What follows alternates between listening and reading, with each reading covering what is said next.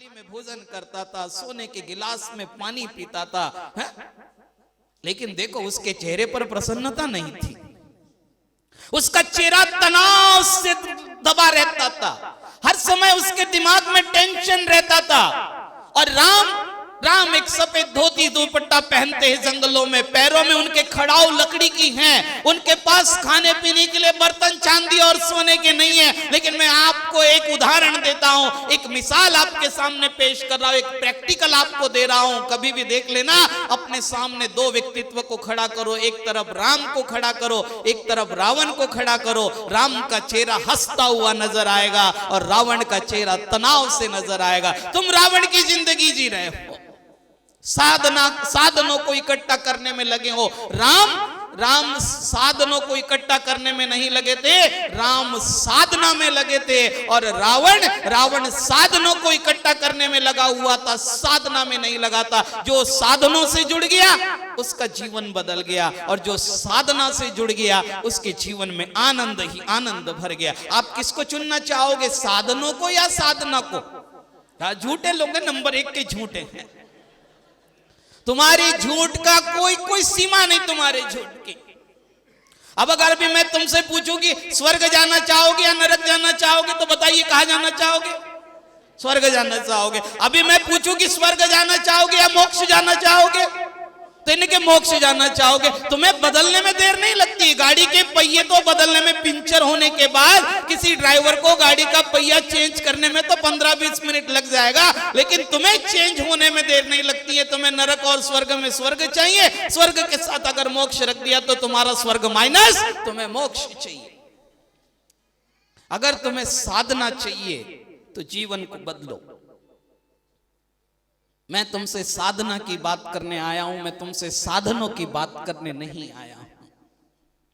साधनों को देने वाले बहुत लोग हैं, लेकिन साधना को देने वाले बहुत लोग इस दुनिया में नहीं है। और अगर हर जगह से साधना बंटने लगे, एक नई बात दे रहा हूं आप लोगों को कि अब साधना बंटनी चाहिए, साधन नहीं बंटने चाहिए। अब तक साधन बटे, जितने बटे साधन बटे। अब हमें साधना बांटनी है, और अगर साधना बटेगी, साधना बढ़ेगी, अगर साधना का साक्षात्कार होगा तो जीवन में आनंद बढ़ेगा। आपके चेहरों पर अगर आनंद नहीं है तो इसका मतलब है भी तुम साधनों में जी रहे हो, साधना में नहीं जी रहे। और मैं आपसे एक छोटी सी बात करने आया हूं, ज्यादा आपका वक्त मैं खराब नहीं करना चाहता। वैसे सारा ही जीवन खराब हो चुका है, लेकिन मैं अपनी तरफ से आपका वक्त समाप्त नहीं करना चाहता हूं, खराब नहीं करना चाहता हूं। मैं थोड़े से समय में आपसे छोटी सी बात करके, क्योंकि पूज्य पुरुष कहा करते हैं कि बहुत लंबी बातें करने से कोई लाभ नहीं, एक छोटी सी ऐसी बात कर ली जाए जिससे लाभ ही लाभ हो जाए। कितना सुबह से शाम तक कितनी बकवास होती है, सुबह से शाम तक कितना बोलते हैं, सुबह से शाम तक कितना सुनते हैं, लेकिन एक भी बात उसमें हमारे लिए महत्वपूर्ण नहीं होती है, जितना हम बोलते, जितना हम सुनते। तो अब ये थोड़ा सा वक्त मिला है, मैं बोल रहा हूं, आप सुन रहे हो, सुनते रहिएगा। लेकिन कोई काम की एक बात, मैं जितना बोल रहा हूं उतना सारा याद करने की जरूरत नहीं है। जितना मैं बोल रहा हूं उतना सारा याद करने की जरूरत नहीं है। कोई एक वाक्य याद कर लेना जो तुम्हारे दिल को छू जाए। अगर एक शब्द, एक वाक्य भी तुम्हारे दिल को छू गया, एक लाइन भी अगर तुम्हारी आत्मा में प्रवेश कर गई, तो समझ लेना कि तुम्हारा ये 40-50 मिनट का ये धर्म उपदेश सुनना सार्थक हो जाए। लेकिन छूना चाहिए एक लाइन, कोई नींद नहीं आनी चाहिए। कितने लोगों को नींद आ रही?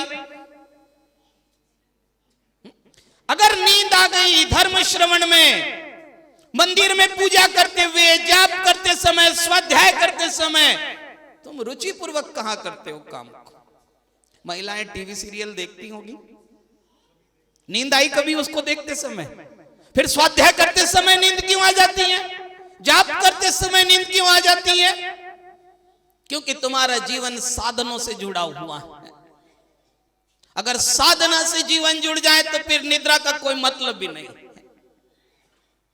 दोनों में मैं फर्क पैदा करना चाह रहा हूं। एक तरफ राम विराजमान है, एक तरफ रावण बैठा हुआ है। राम के जीवन में और रावण के जीवन में ये फर्क है। और एक बहुत अच्छी बात बता रहा हूं, दो और हमारे सामने चित्र हैं। एक चित्र हमारे सामने भगवान पार्श्वनाथ का, एक चित्र हमारे सामने कमठ का है। कमट का चेहरा देखो, कमट का चेहरा देखो, कमट तुम्हें साफ तनाव में नजर आएगा, क्योंकि वो राग द्वेष की जिंदगी जी रहा है। पार्श्वनाथ का चेहरा देखो, पार्श्वनाथ की मुस्कुराहट देखो, वो तुम्हें आनंद से भर देती है, और कमट का चेहरा तुम्हें तनाव से भर देता है। रावण का चेहरा तुम्हें तनाव से भर देता है, राम का चेहरा तुम्हारे जीवन में आनंद भर देता है, क्योंकि जो महापुरुष साधना में लगे हुए थे उनकी साधना से आनंद बरसता है, और जो लोग साधनों में और दुराचार में और पाप की तरफ बढ़े हुए थे उनके चेहरों से तनाव झलकता है। क्या नहीं था रावण के पास, क्या नहीं था।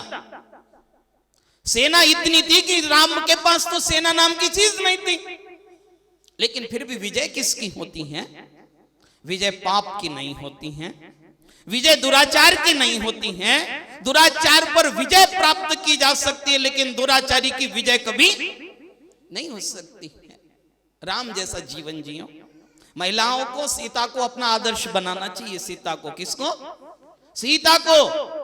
एक्टर एक्टरनियों को नहीं, बॉलीवुड हॉलीवुड को अपना अपना आदर्श मत बनाओ, वो तुम्हारे आदर्श बनने की जगह नहीं है। तुम्हारा आदर्श अगर कोई है तो सती चंदना है, तुम्हारा आदर्श अगर कोई है तो सती द्रौपदी है, तुम्हारा आदर्श अगर कोई है तो वो सती सीता है, अंजना है, मैना है, ये तुम्हारे आदर्श बन सकते हैं। बॉलीवुड हॉलीवुड के कलाकार को अगर तुमने अपने घरों में देवी देवताओं की तरह अगर चिपका रखा है तो वो तुम्हारे जीवन को बर्बाद ही करके रहेंगे, वो तुम्हारे जीवन में उत्थान के मार्ग प्रशस्त नहीं कर सकते हैं। क्योंकि जिसको अभी मैंने कहा ना आपको, कमट को देखो तो नुकसान, दूसरों को नुकसान पहुंचाने का भाव आएगा, और पार्श्वनाथ को देखो तो दूसरों के प्रति मन में क्षमा का भाव जागृत होगा।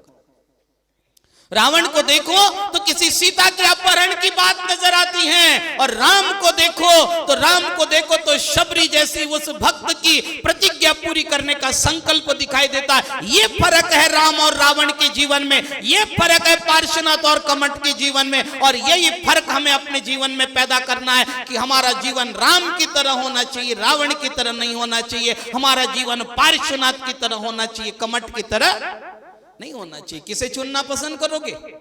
अगर आपके सामने मैं राम रावण को रखूं, पार्श्वनाथ कमट को रखूं, और आपको उसी दिन अपने बेटे का नामकरण करना हो, तो ईमानदारी से बताइए किस अपने बेटे का नाम रावण रखना कौन पसंद करेगा? अब पसंद नहीं करेंगे, रावण बनाना जरूर पसंद करेंगे। उस नाम रखना, नाम से घृणा मत करो। रावण नाम से पापी नहीं था। रावण वैसे अगर आप देखें तो बहुत महान है, रावण कोई साधारण जीव नहीं है, लेकिन एक गलत काम ने उसकी जिंदगी बदल दी। राम की प्रतिमाएं बनती हैं और रावण के पुतले बनते हैं। देखो कितना फर्क है। कमट के पुतले बनते हैं और पार्श्वनाथ की प्रतिमाएं बनती हैं, और हमारे यहाँ पुतले नहीं पूजे जाते, हमारे यहाँ प्रतिमाएं पूजी जाती हैं। इसीलिए मंदिरों में प्रतिमाएं रोज पूजा को प्राप्त हो गई, और पुतले रोज जलाए जाते हैं, रोज जलाए जाते हैं। आप देखो कभी प्रतिमा नहीं जलाई जाती और कभी पुतले पूजे नहीं जाते।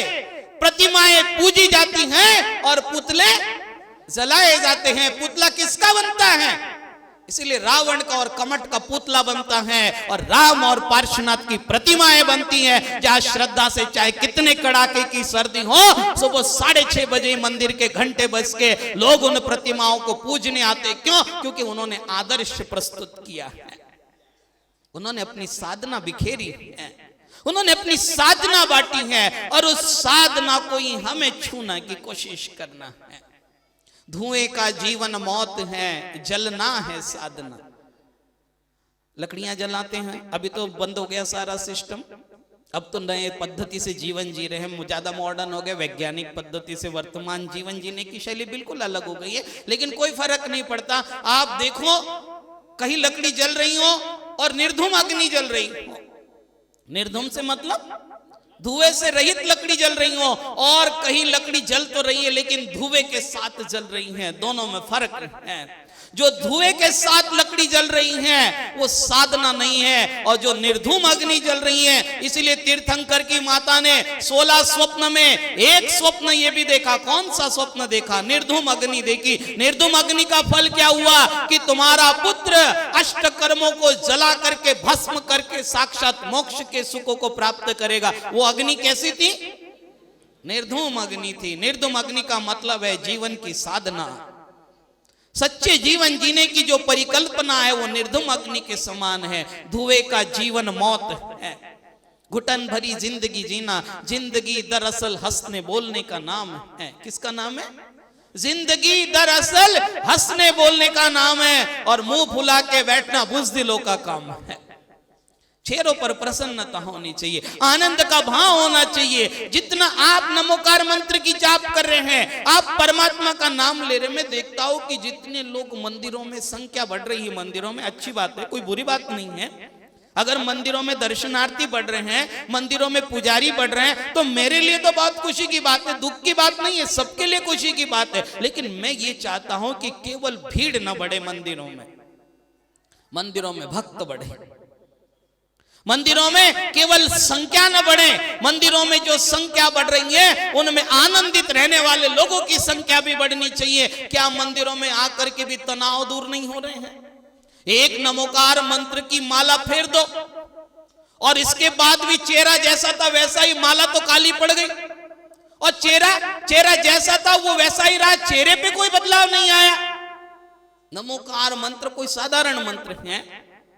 परमात्मा का गंधोदक मैना कुष्ठ रोगियों के तन पर छिड़कती हैं तो कुष्ठ रोगियों का कुष्ठ रोग गायब हो जाता है। और हमारे घुटने कमर का दर्द गंधोदक लगाने के बाद भी बढ़ ही रहा है, घट नहीं रहा है। तो विचार करना चाहिए कि कहां फर्क आ रहा है, विचार करना चाहिए, सोचना चाहिए।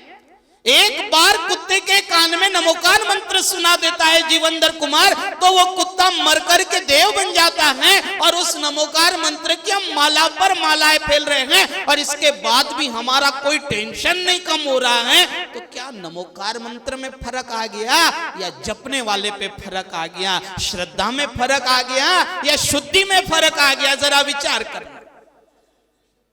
श्रद्धा में फर्क है या शुद्धि में फर्क है या अशुद्धि में फर्क है? अशुद्धि के साथ भी क्रिया की जाती है, शुद्धि के साथ भी क्रिया की जाती है। अब विचार करना कि इतना धर्म कार्य, इतनी पूजा। धनंजय कवि के बारे में तो सुना होगा। धनंजय कवि पूजन कर रहे थे, बेटे को सर्प ने काट लिया, बेटा जहर से भर गया, पत्नी ने लाकर के बेटे को मंदिर में रख दिया। धनंजय कवि परमात्मा की भक्ति में लीन हो गए। कहा कि हे भगवान, इस बेटे को अब आपकी भक्ति से निर्विष बनाऊंगा। परमात्मा की पूजा उसके सामने साकार हो गई। और तुम्हारा छोटा सा क्रोध भी शांत नहीं हो रहा है। तुम्हारा मंदिरों में आने के बाद क्रोध और बढ़ जाता है, तुम्हारा गुस्सा और बढ़ जाता है, तुम्हारा टेंशन और बढ़ जाता है। तो धनंजय कवि की पूजा में और तुम्हारी पूजा में क्या फर्क है, ये तुम्हें एकांत में बैठ करके सोचना होगा कि तुम्हारी पूजा में और धनंजय की पूजा में कहां फर्क आ रहा है, कहां फर्क आ रहा है। जो नमोकार मंत्र कुत्ते के कान में जा रहा है और जो तुम्हारे द्वारा जपा जा रहा है, उस नमोकार मंत्र में कहां डिफरेंट, कहां फर्क है? उस बात को जब तक आप नहीं सोचोगे, जीवन का आनंद नहीं आएगा। मैं आपसे बात कर रहा हूं कि जीवन को हमें जीना है, हमें जीवन जीने की कला सीखनी है। अब तक जो जी लिया हमने धुएं के समान जिया, लेकिन अब जलना है, निर्धूम अग्नि की तरह जलना है, ताकि निर्धूम अग्नि साक्षात अष्ट कर्म के भस्म करने का कारण बन सके। हमारी साधना, हमारी जीवन जीने की पद्धति हमें दुखों से दूर करा सके, हमें परेशानियों से मुक्त करा सके और हम इस टेंशन से, इस तनाव से मुक्त हो सके। डिप्रेशन कोई रोग नहीं है। 5,68,99,584 रोग है इस शरीर में। कितने? 5,68,99,584 रोग हैं। इतने से हिस्से में 96 रोग हैं, लेकिन उन सब में डिप्रेशन नाम का कोई रोग नहीं है। डिप्रेशन रोग नहीं है। डिप्रेशन तुम्हारी नकारात्मक पद्धति से जीवन जीने की शैली का नाम है। डिप्रेशन रोग नहीं है। तुमने उसे रोग बना दिया, सबसे बड़ा रोग बना दिया उसे। हम उससे मुक्ति पाए, प्रसन्नता की साधना करें, दूसरों को देख करके प्रसन्न रहने की कोशिश करें। दूसरे की प्रगति तुम्हें चुभती क्यों है? दूसरे का विकास तुम्हारी गति में बाधक क्यों बन रहा है? इसलिए कि तुम्हारी उसके प्रति सोच अच्छी नहीं है, तुम उसके बारे में अच्छा नहीं सोचते हो। आज का मेरा समय पूरा हो रहा है, लेकिन मैं आपसे केवल इतनी बात करने आया हूं कि हमें जीवन को बदलना है। धुएं की जिंदगी से अलग हट करके हमें जलने की साधना करनी है। एक जलन तो ईर्ष्या जैसी होती है, वो वाली जलन नहीं पैदा करना है हमें। निर्धूम अग्नि की तरह जलना है जिसमें कर्मों का नाश होता हो। उस तरह से जीवन जीने की पद्धति को स्वीकार करना है। और उस तरह की अगर हम जीवन जीने की पद्धति को स्वीकार करते हैं तो निश्चित रूप से हमारे जीवन में बहुत बड़ा परिवर्तन हो सकता है। हम जीवन जीने की साधना को, जीने की कला को और भी सुनते रहेंगे, समझते रहेंगे। और अपने जीवन में जब यहां से उठे, जब आप मुझे सुन चुके हो, तो उस समय उठते समय एक बात जरूर करना कि हम अपने जीवन में कोई परिवर्तन जरूर लाएंगे। सुनने की आदत आप लोगों की बहुत पुरानी है। न जाने कितने बड़े बड़े महापुरुषों को आपने सुना और सुन करके रवाना कर दिया उनको कि जाओ नगर से बाहर। यही हालत तुम मेरी मत कर देना। तुम जो भी सुन रहे हो, सुन करके एक बात तुम्हारे दिल में जानी चाहिए, एक बात तुम्हारे मन में आनी चाहिए। क्योंकि अगर एक बात तुमको छू गई, एक बात ने अगर तुम्हारा स्पर्श कर लिया, अक्सर होता क्या है, पुरुष जो है वो एक कान से सुनता है और दूसरे कान से निकाल देता है। समझना बात को, महिलाओं और पुरुषों में कितना अंतर है। पुरुष एक कान से सुनता है और दूसरे कान से निकाल देता है, और महिलाएं दोनों कान से सुनती हैं और मुंह से निकाल देती हैं। ये फर्क है महिलाओं में और पुरुषों में। पुरुष एक कान से सुनकर दूसरे कान से निकाल देता है, और महिलाएं सुनती दोनों कान से हैं और निकालती कहां से है, मुंह से निकाल देती हैं। ये नहीं करना है। जो एक कान से सुनो तो दूसरे कान से बाहर नहीं निकालना, उसे भीतर की तरफ ले जाना है। और तुम दोनों कान से सुन रही हो, बहुत अच्छा है, इनसे ज्यादा सुनती हो तुम, लेकिन उसे निकालना नहीं है मुंह से, उसे अंदर गटक जाना है, उसे पी जाना है, वो भीतर जाना चाहिए। अगर वो भीतर तक पहुंच गया तो तुम्हारा यहाँ बैठना, मेरा तुमसे बात करना सार्थक हो जाएगा। अन्यथा तुम्हारा यहाँ बैठना और मेरा तुमसे बात करना, ये तो क्रम चलता रहेगा। न तुम्हें लाभ होगा न मुझे लाभ होगा। क्योंकि मेरी प्रेरणा से अगर तुम में से किसी एक का जीवन भी बदल गया, सुधर गया, तो मैं अपनी प्रेरणाओं को सार्थक समझूंगा। और मेरी प्रेरणाओं के बाद भी अगर तुम्हारे जीवन में आमूल चूल परिवर्तन नहीं दिखाई देता है तो मेरा बोलना भी बेकार है और तुम्हारा